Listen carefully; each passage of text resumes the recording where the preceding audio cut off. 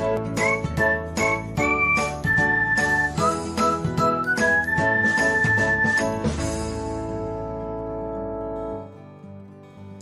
everyone, welcome back to another episode of Technology Glance.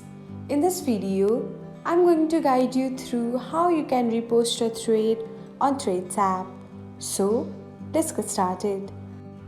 Watch till the end and don't forget to subscribe to Technology Glance by hitting the subscribe button and press the bell icon so that you'll never miss another update.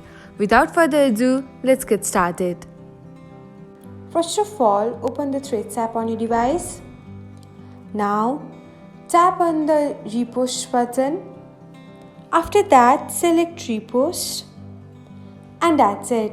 This is how you can repost a thread on Threads app. Thanks for watching. If you found this guide helpful, we will love it if you hit the thumbs up button below. We upload great new tech tutorials like this one every day. So, don't forget to subscribe to our channel and hit the bell icon to get an update as soon as we post a video.